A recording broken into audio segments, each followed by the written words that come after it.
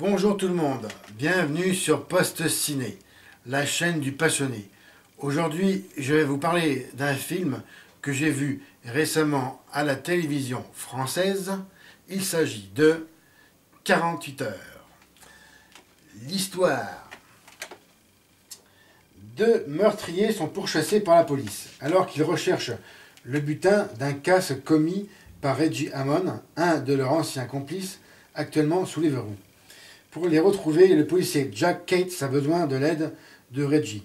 Il va le voir en prison pour solliciter sa collaboration, mais Hammond négocie son aide contre une permission de sortie.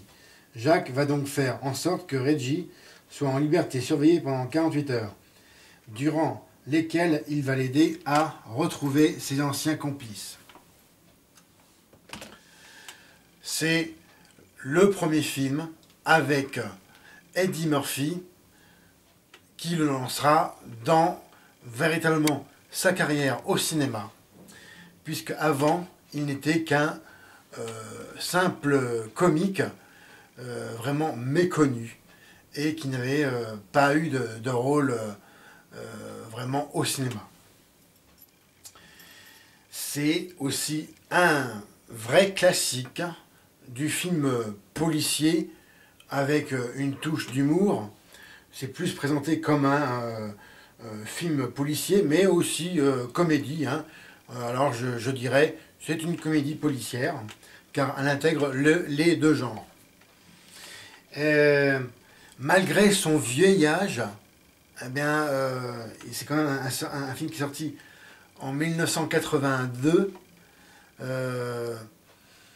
Il a bien vieilli quand même, mis à part bien sûr des détails qui sont vraiment qu'on voit tout de suite que c'est de l'époque.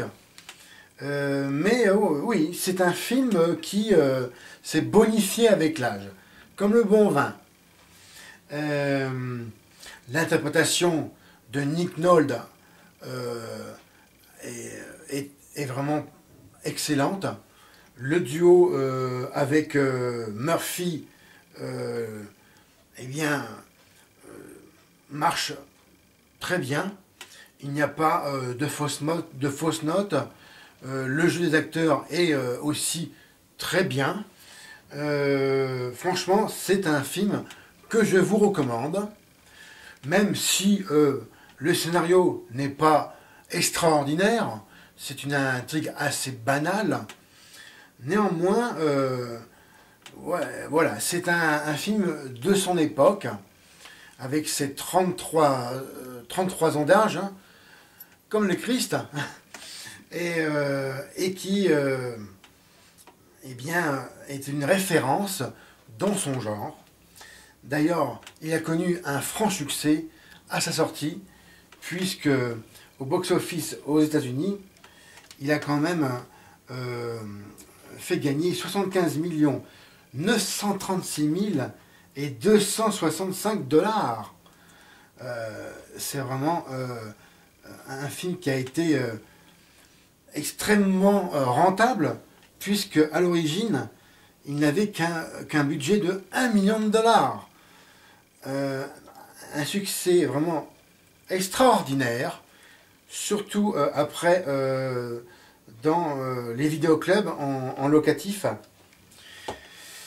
C'est vraiment une belle poule aux œufs d'or, ce film. D'ailleurs, il y aura une suite qui sortira en 1990, mais je vous en parlerai dans une autre critique vidéo. Les rôles secondaires s'en tirent bien. J'ai trouvé l'ensemble de ces rôles secondaires, oui, correct, même si peut-être le rôle du gros méchant qui s'appelle Gantz dans l'histoire, bon, j'ai trouvé qu'il en faisait un petit peu too much, hein, interprété d'ailleurs par James Remard. Mais bon, c'est vraiment pas trop exagéré. Non, j'ai trouvé l'ensemble vraiment de très bonne facture. La musique, eh ben, elle est vraiment bien. Correspond bien au moment clé du film.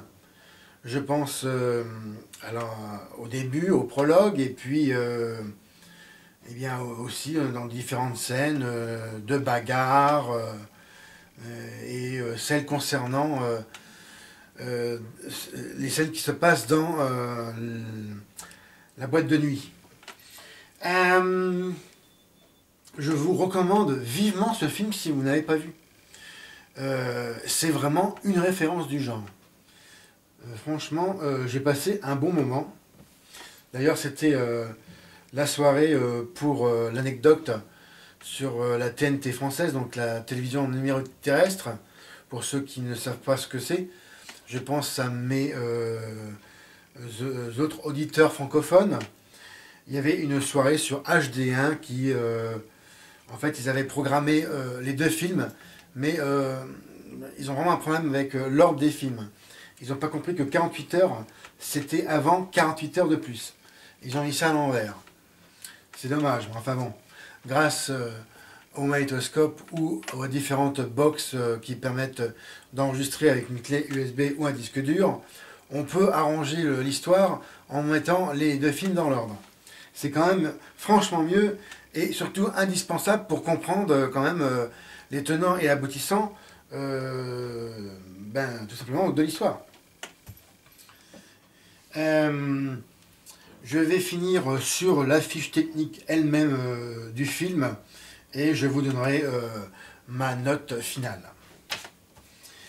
Alors le titre original, ça change pas, hein, c'est 48 Hours en anglais, réalisation de Walter Hill sur un scénario de Roger Spottiswoode, Walter Hill, Larry Gross et Steven de Souza.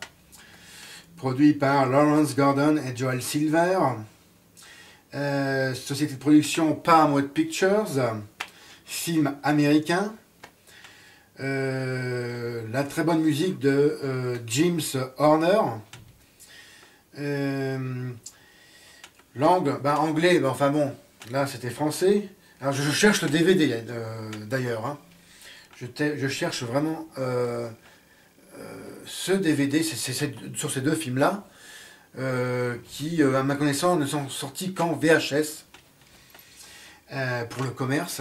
Je ne sais pas du tout si c'est... Je n'ai pas vérifié si ils ont été en DVD. J'ai un doute. Voilà, qu'est-ce que j'ai pu dire d'autre? Eh bien, format couleur, c'est 1.85. Le son est en Dolby, en 35 mm. Alors là, ça a fait du bien le passage à la télé, parce que le son à l'origine, bien sûr, était en mono. Mais là, le format pour la télé, vraiment, ça y fait du bien. J'ai vraiment tout de suite senti à mon oreille. Voilà, là, il y a un son déjà en stéréo pour ma télé. Pour ceux qui ont un home cinéma, je ne sais pas. Mais là, vraiment, c'était perceptible. Et puis voilà, c'est marqué film genre policier. Et je rajouterai le comédie policière. Date de sortie aux États-Unis le 8 décembre 1982. Et en France le 27 avril 1983.